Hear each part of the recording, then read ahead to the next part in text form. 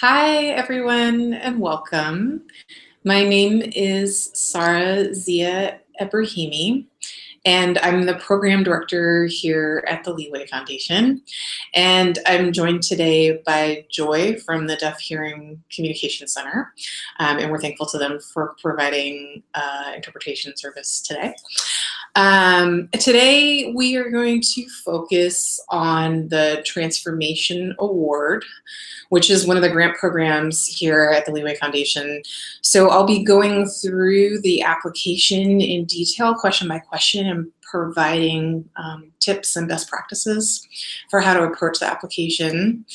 If at any point during the broadcast, if you're watching it in live time, you have any questions, you can email them to info@leeway.org. That's info@leeway.org.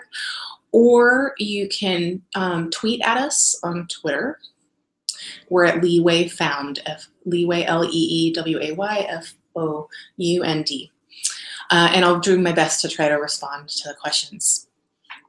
So the Transformation Award is a $15,000 unrestricted award that is given out usually to about 8 to 10 individuals every year. It's a two-stage process. The deadline for stage 1 is on May 15th. Usually about 70 to 80 people apply in stage 1. And then out of that initial batch, 20 people, 20 to 25, I should say, are invited to stage 2.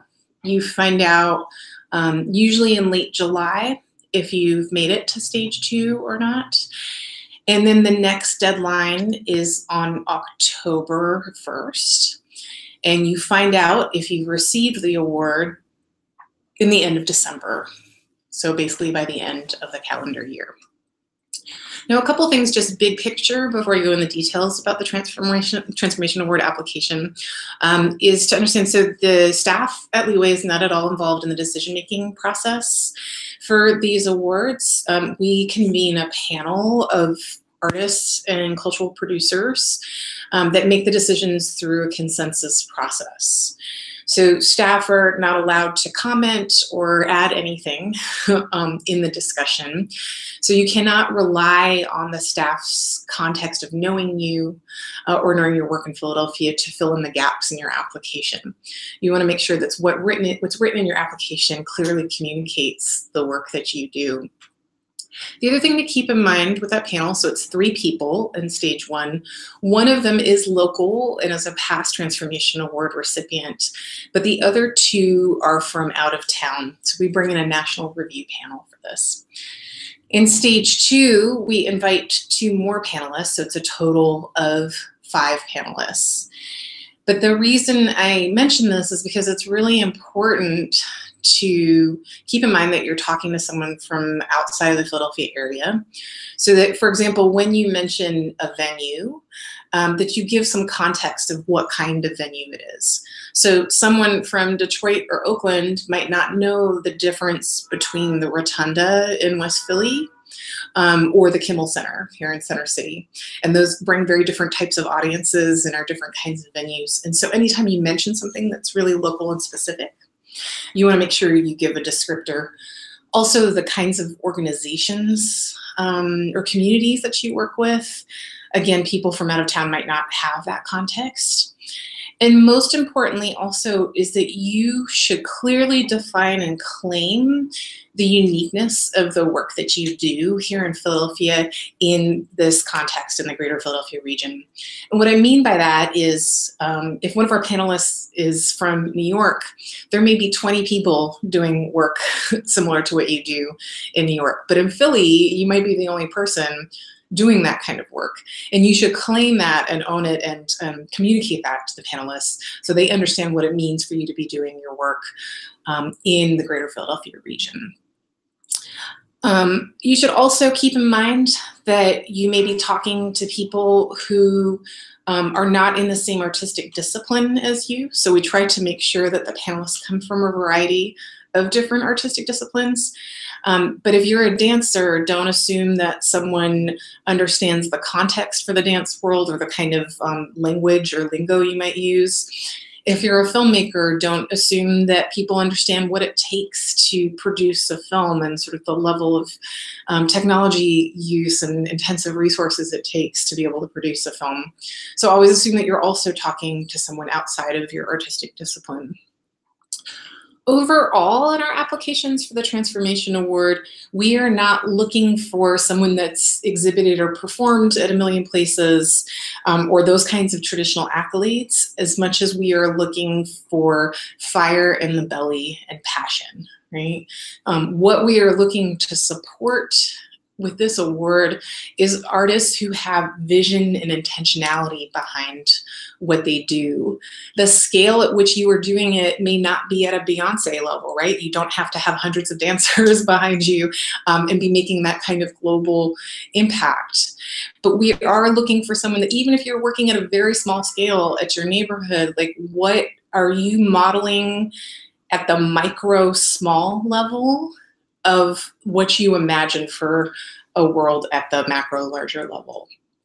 And it's not resist the urge to have to communicate. I mean, if you have traditional accolades, awards, major performances, or exhibits, that's fantastic and you should share that.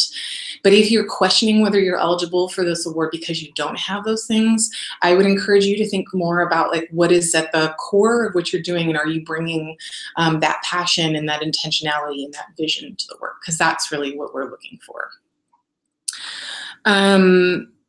One thing that is a commonality through all of Leeway's applications that's true for the Transformation Award is that we ask you to pick what we call a social change intent.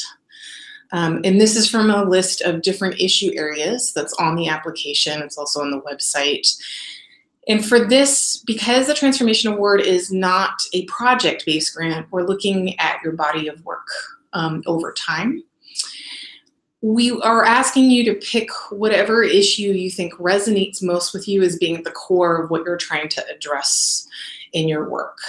And I've had some conversations with people that say, well, my work does a lot of different issues. Maybe I talk about environmentalism, and I talk about racial justice, and I talk about this. You are able to pick up to 3 social change intent areas. But you just need to make sure that however many you pick, they're all articulated throughout the application. And I'll talk about that more in detail in a moment when we go into the questions. The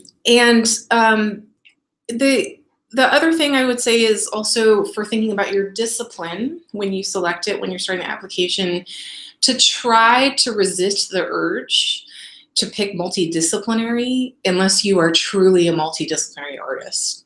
And what I mean by that is that we often see people who pick multidisciplinary who should have been picking 2 other categories. So for example, if you are a dancer choreographer, but you also are working with sound design and video projection as part of your dance work, in that case, you would pick performance as your primary discipline and then maybe media arts as your secondary, rather than picking multidisciplinary. Because truly at your core, those are the 2 main disciplines that you're working in.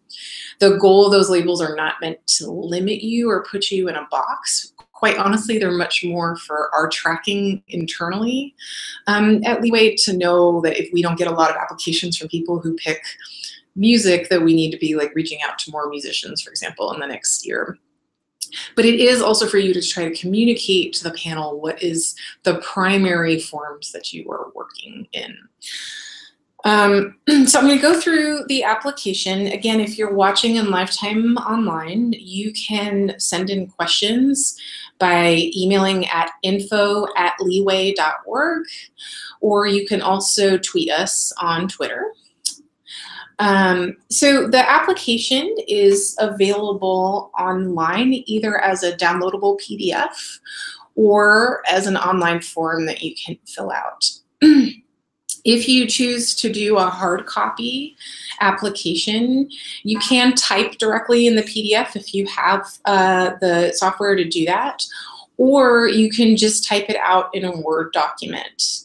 The application indicates at the top of each page how to format that page if you are doing it in a Word document, so you just need to make sure to follow those specifications. If you're working with the online form, I still encourage you to write out your answers in a Google Doc or in Word beforehand, so that you're not doing the work directly in the form, because if it gets lost, there's nothing I can do to recover it. So it's good to have a backup somewhere of what you've written. So the first section of the application is just asking for some basic data. One thing to notice is that we ask for your artist name or preferred name. This is the name that will be shared publicly if you were to get the award. The legal name does not get shared with the panel. It doesn't get shared anywhere. It goes on a sort of discrete back end of our database. That's not even the front-facing page, and that's just for us to use in the event that you get the award to be able to generate a check for you. The rest of the data, again, is also all private. It's just pulling your contact information so that we have that. For the Transformation Award, you have to have lived in Philadelphia for at least, or sorry, the greater Philadelphia area, I should say, for at least 2 years. So there's also a section where we're asking if you haven't lived at your current address for 2 years to let us know a previous address as well. And then we ask for you to submit a form of age and residency documentation. That residency documentation can be a bill that you receive at your address, at your current address. It can be a rental agreement, and we don't need the whole rental agreement, just the first page with your name. You can black out any personal financial information. It could be a tax return. If you are in a situation where your name isn't on any bills and you are not on the lease or mortgage, we also can accept a letter as long as it's signed by whoever is that's attesting the fact that you live there.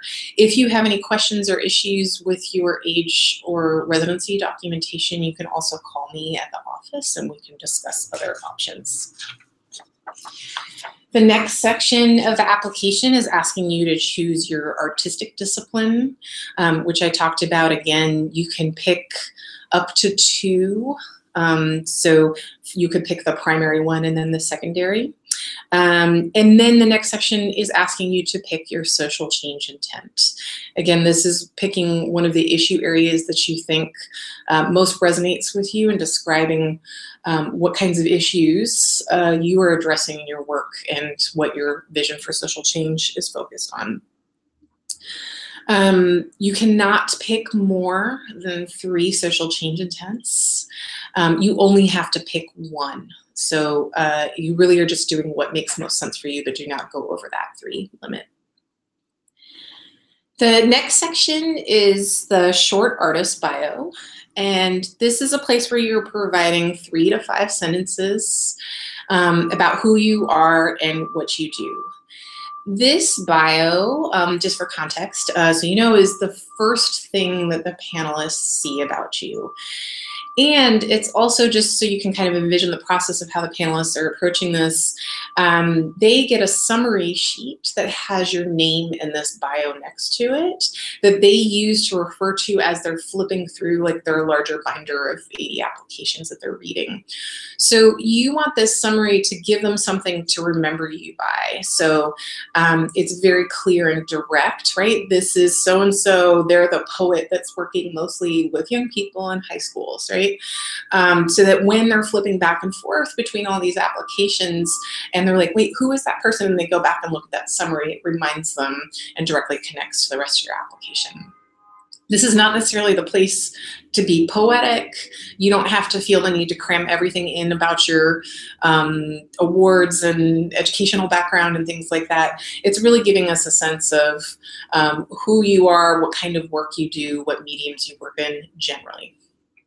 You'll have much more space in the actual application to go into more details. The next section is the experiences section.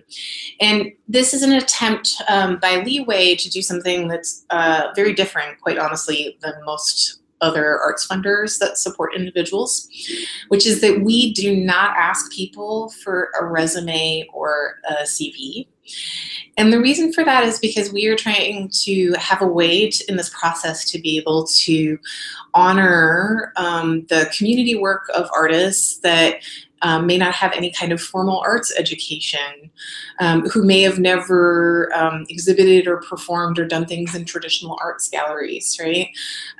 We also support a lot of what other arts funders might call non-traditional art forms, from DJs to yoga practitioners to aromatherapy, right? And some of these art forms don't necessarily fall into a traditional resume context. So on this page is where you have to really try to unlearn some of your traditional relationships to institutions, right? Which is that we are not looking here for a list of all the awards and major exhibits or performances that you've done. You'll see that it says that for the experiences page, we are looking for a combination of artistic, personal, political, and social change-based experiences. So essentially what we're looking for is, what are things that over the course of your life have shaped you into the artist that you are today to be doing this work? And so for a lot of us, those aren't necessarily like single tangible things. They might be major things from in our childhood. So you can go all the way back to childhood. Some people, you know, when I say that, then get confused because there is the column that says you have to put the dates of the experience. We're not looking, for example, always for like, you know, an exact date of like January 12th of 1982, this thing happened to me in my childhood, but more just sort of a general time span. So we've had people here talk about growing up with parents who were working artists who vended at crafts festivals all the time, and how it taught them that, you know, their artwork could be a form of economic stability. We've had folks who grew up with parents who were in unions, who grew up going to labor meetings, and it helped them understand the power of people when they come together collectively to make change. Some people have listed the first time they saw someone who looked like them on television and how that inspired them to be a media maker. It might be the first time you picked up an anthology of poetry and it moved you in a particular way and inspired you to want to pick up the pen. Some people also list traumatic or challenging events from their life, like leaving an abusive situation or coming out. And these kinds of things are, you know, everything that's listed here is confidential. It is seen by the panel, but it would never be used in any kind of description about you or anything if you were to get to the award. But I say that because I do find that people who are a little more vulnerable here and share more of their life story often tend to do better in this process. So I'm not saying that you have to put everything out on the table here in this section, but I do think that the more you can tell a story and kind of give a picture to the panel about what is really at the core of your passion that drives your work and what experiences have got you there, will really work to your benefit. In this section, you have to do a minimum of 4 experiences. For the Transformation Award, I encourage you to just use the whole 10. Just because this is a more competitive award, and so the more that you use the opportunity to communicate with the panel about what you do, the better that will work for you. Each experience can be up to 2 sentences. If you do list something like, you know, I performed at the Kimmel Center, or, you know, something that was some sort of exhibit or performance or something where you were sharing with an audience, you still need to say a few more words about why that was significant to you, right? So if you presented at this conference, don't just say I was at X conference in 2016, but say a little bit more about, like, it was important because it was the first time I got to present to this particular community of people, or it was the first time I got to connect with other people who were like me in this way. We want to know why that was significant to you in your development. Then you get to pick one of those 10 experiences and expand on it more in a full paragraph as your highlighted experience. There's no right or wrong thing you can pick for this. It's really up to you of like, what would you like to have more space to be able to tell the panelists about? And yeah, I think it's really just, it can be as personal as you feel comfortable for it being. But again, always connecting it to your artistic practice and how it's shaped you as an artist or cultural producer today. Now, the next section is looking at, it's 6 questions. And it's looking at, again, your body of work over time. For this award, you have to have been practicing your craft for at least 5 years. I think there's been a misnomer sometimes in the past that this award is only for elders. And I'm happy to say that in the last couple of years, we've had several people. I think last year we had 4 or 5 people under the age of 30 who got this award. So if you have been writing since you were 16 years old and you're now 24, you absolutely qualify for this award. So if you're watching this and sort of thinking, well, maybe I'm too young or not experienced enough, or maybe there's a craft that you've started later in life, as long as you've been doing it for at least 5 years, you are absolutely qualified for this Transformation Award. This first question asks you to describe your art for social change practice and give a sense of what your artistic practice, discipline, or cultural content has been for the last 5 years. And then it also asks, how has it evolved over time? So your artistic practice is sort of, how do you approach your artwork? So for some of you, you may have like a process that is very similar between all your work of how you approach it. It may also be in the theme or content of the work of which you do, or sort of what your intentionality is. So for myself, as someone who got this award before I worked at Leeway as a filmmaker, part of what I talked about here was the ways that I was interested in centering the experiences of first-generation immigrants in my storytelling, right?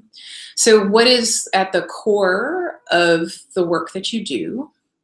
And even though if you've done many different types of projects over time, what is the common thread that you can find in how you approach it and what you create? I should also mention here is that I often say artist, but sometimes you may hear me say artists and cultural producers. And what I mean by a cultural producer is someone who's maybe a curator or someone who facilitates or brings together other artists, makes these kinds of events happen. You can also apply for this and talk about your work as someone that is creating these spaces for cultural work to happen. And in some cases, you're maybe both. So I approached this application both as an independent filmmaker, but as someone who was curating independent film screenings in non-traditional venues. So I talked about my vision of creating those spaces for the films to be seen, as well as for creating my own films. So you might think about yourself in both those contexts. A lot of people who apply for this are also teaching artists. So you can talk about yourself also as an educator and how that connects to your work. We've even had some people who apply who are educators, not in a community context, but in academia, but who have a clear intentionality about why they're there and how they're trying to change things and subvert it. So this can all be part of your artistic practice and how you approach your work as both a cultural content creator or cultural producer, sorry, as well as an artist. A key thing, though, to make sure you include in this question is how your work has evolved over time.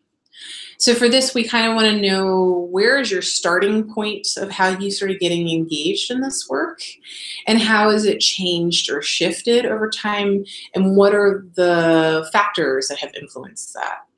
So a lot of artists that I talk to for this application share a common story, which is that their artwork maybe started as a personal catharsis or even a sort of survival tool, right, of being able to process or move through some thoughts or emotions. And that then it kind of evolved to realizing, okay, it's not just me, there's these larger structures in the world that are making other people have these experiences and feel marginalized in these ways, and then applying the work that way.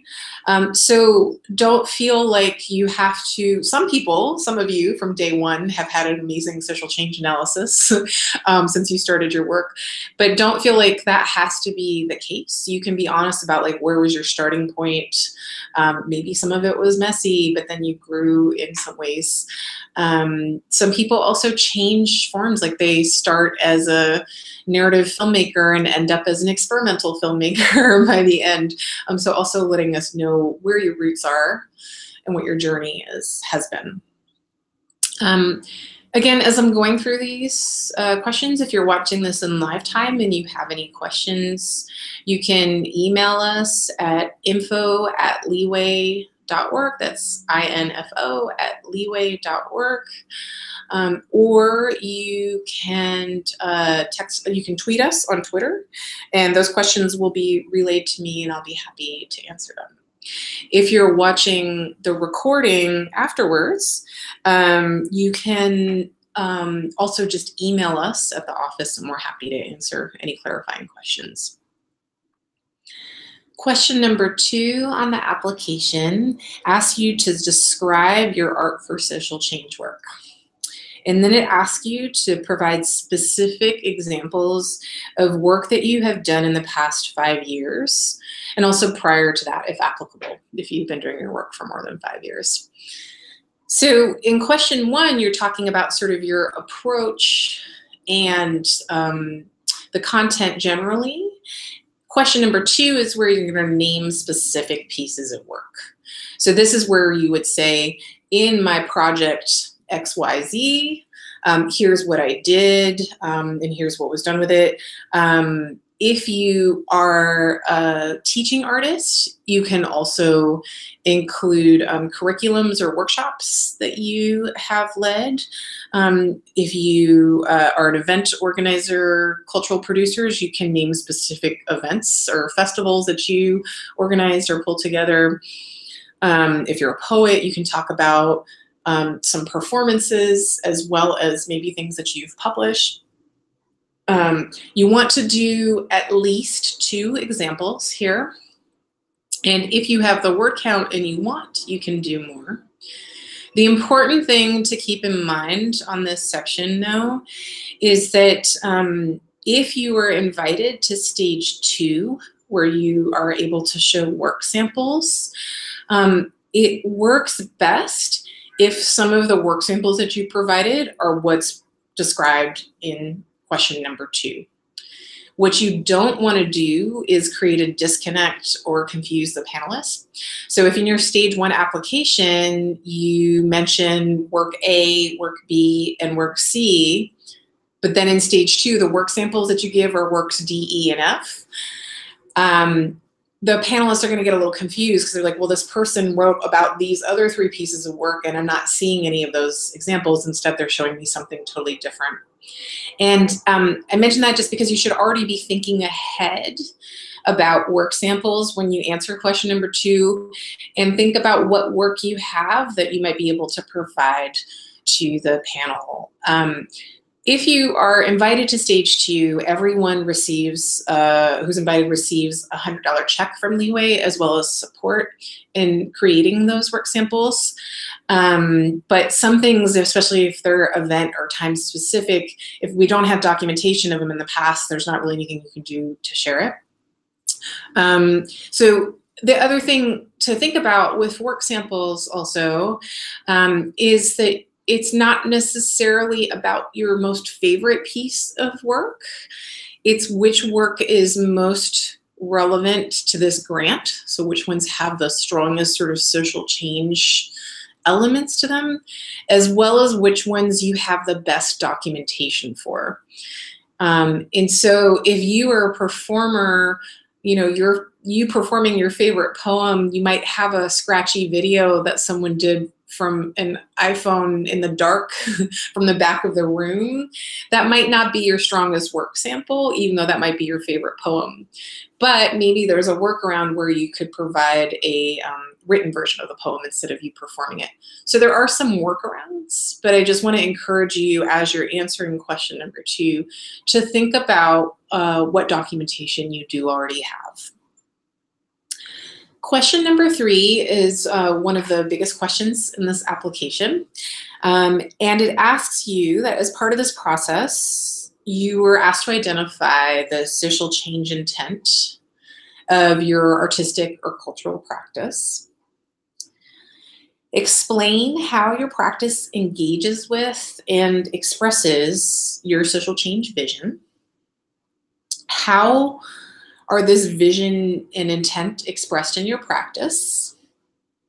Is it in the process of creating the work, or in the finished product, or in how you share it? And give at least one example. So that's a lot of things packed into one question. So I'm going to try to go through it and sort of guide you in what the best way to approach this is. So the first part of this question, again, is asking about your social change intent.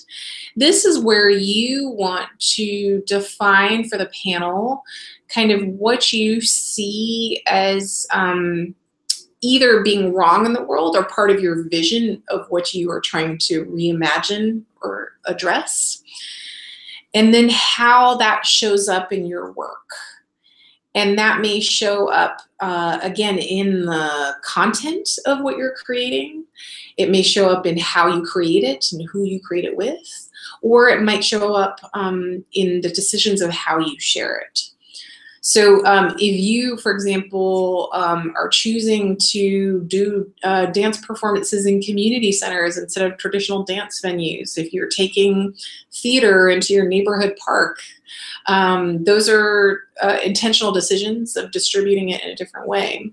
Or it could be the opposite also, of maybe you're someone that is very much in the gallery context, but you're trying to change things within that world. We want to know, essentially in this section, sort of like, what is the intentionality behind those kinds of decisions you make?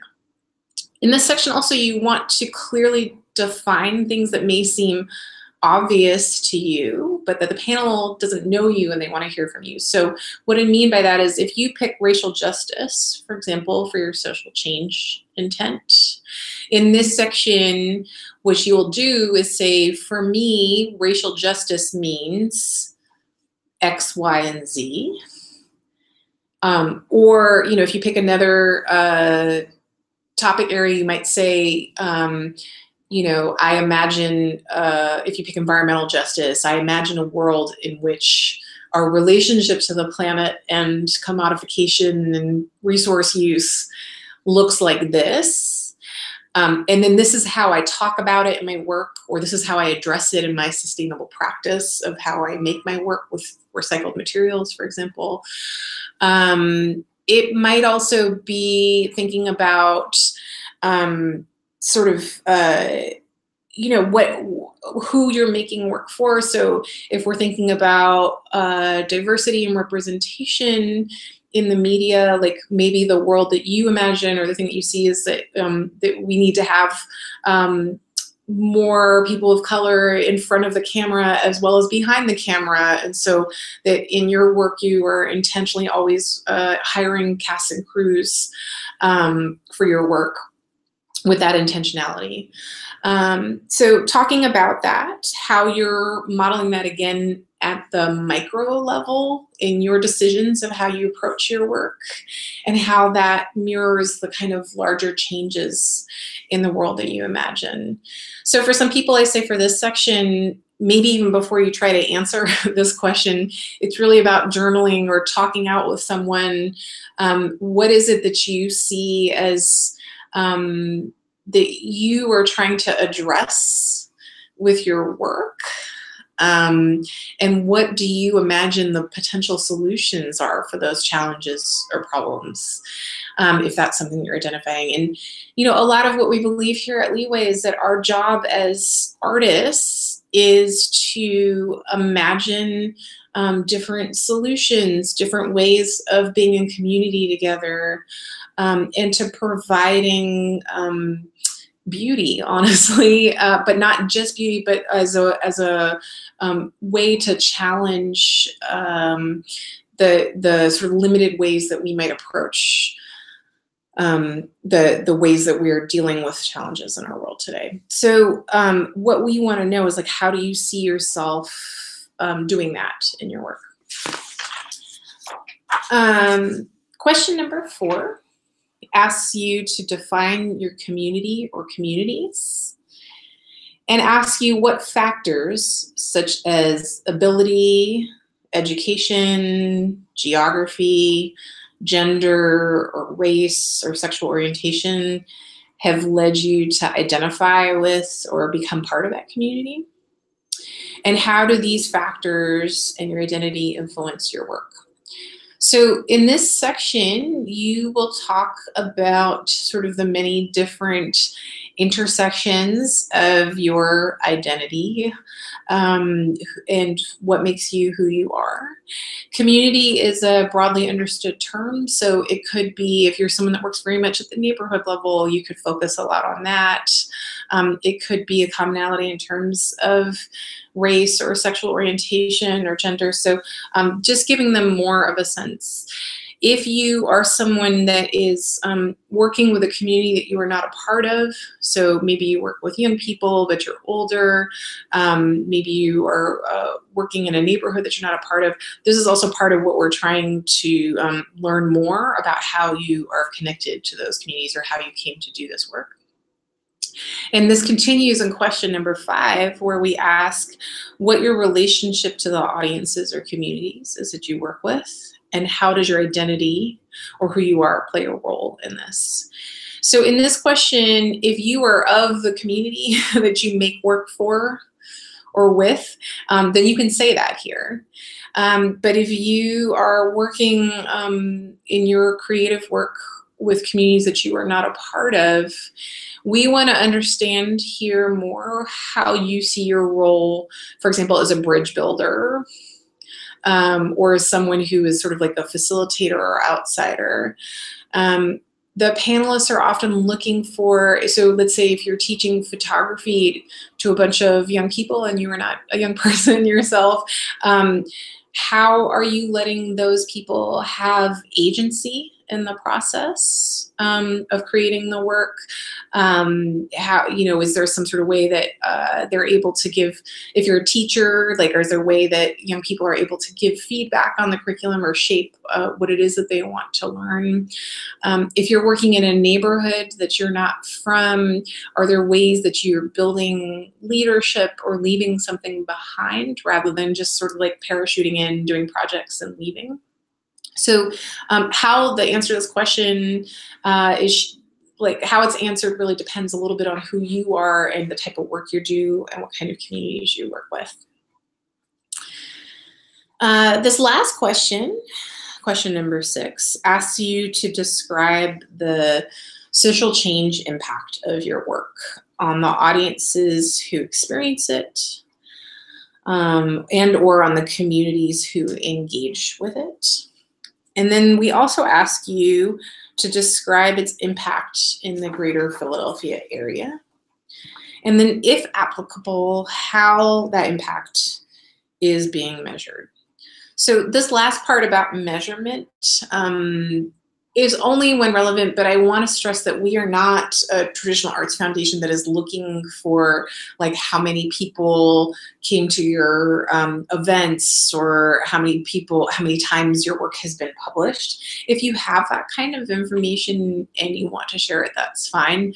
But again, this is another place to kind of unlearn our traditional relationship with institutions of having to just give big numbers and talk about impact in that way. When we talk about impact, we are asking what changes as a result of people experiencing your work. And this one feels challenging sometimes for artists that I talk to, because a lot of people are like, well, I can't claim like this huge impact. I've only just been working at this very small scale. But again, what we are looking for here throughout this application is, what is your vision of how things could be different in the world? And how are you a piece of that puzzle, or sort of like a part of that larger movement to make that change or impact? So right now, for example, in Hollywood and in television, we're seeing a lot of conversations about diversity and representation. I feel really strongly that that is happening because of decades of work by independent filmmakers who were constantly showing, like, yes, we have the ability to make this work. There's audiences for it. It's important for our stories to be told. And after decades and decades of continuing to push that forward, we're finally seeing that bubble up to the sort of larger, systems in Hollywood and television. Now, for me as an independent filmmaker to claim that my piddly $1,000 budget film that I made in the early 2000s has made that impact might feel like a reach. I'm not saying that I single-handedly made those conversations happen, but I am saying that I do think that I was part of a movement of independent makers that were continuing to push for this shift in the media landscape. So I encourage you to think about, like, what is the change that you imagine, and how are you sort of being a part of that? There's a metaphor that I often like to use by Jeff Chang, who is a cultural theorist and also the founder of Culture Strike, which is an organization that Leeway is very sort of closely aligned with in terms of values.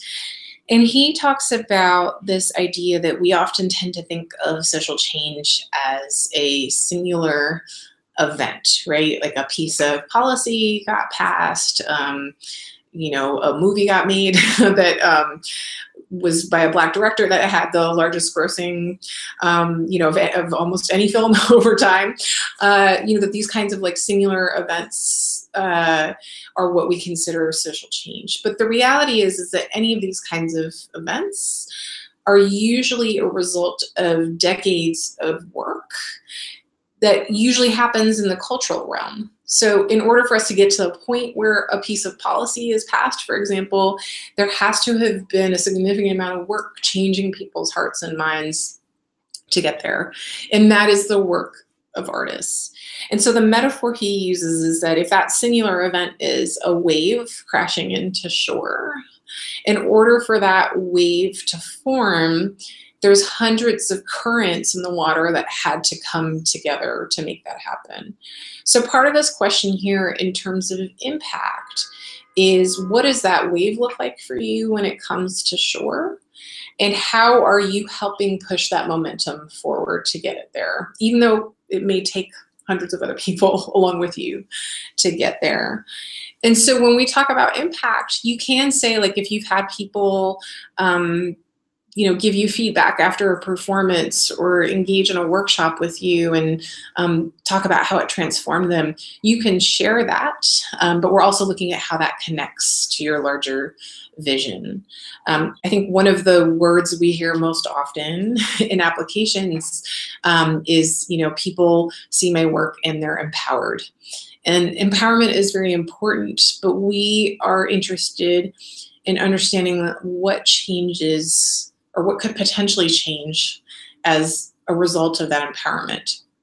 So for example, if you are a dancer and you're teaching young women how to dance hip-hop in a hip-hop style in a way that's not sexualized, like they might see on music videos, those young women feel empowered and have a different relationship to their body. But what changes as a result then is them not understanding themselves in that particular media-informed idea that's sexualized, but actually like understanding their own agency and their own relationship to their bodies. what other kind of effects might that have on the way that they move through the world and the decisions they make? So these are the kinds of things of like, what's that next step? Again, it may feel like a real stretch to be like, well, I only worked with these small groups of classes and was just teaching them a couple of these moves and having these conversations. But what is the larger vision of how you could see the kind of ripple effects of that play out? So that is a general overview of the 6 questions that are on the application, as well as the experiences page and the general data we're looking for. The deadline again for this grant is on May 15th, and that's for the stage 1. And then if you were invited to stage 2, you will be notified by late July, probably at the very latest. One thing I should mention is that everyone receives feedback from the panel, whether or not you are invited to stage 2, and in stage 2, whether or not you get the actual award. And that feedback can be really useful in kind of understanding from an outside perspective, from a national panel of artists, how people are receiving your work and understanding it. I do want to stress, though, that the feedback is not about you as an individual or an artist. It's about your application. And so a lot of times the challenge is not, and the question is not whether someone is a social change artist. The question is, how do we convey that clearly to the panel? I think also for a number of people I talked to, and quite honestly for myself years ago when I applied for this award, it also can be the first time that you are forced to think more clearly about what it is that you're actually doing. Right? I remember when I approached this and I was like, do I have a cultural strategy? I'm just kind of making all these underfunded films. What is my impact?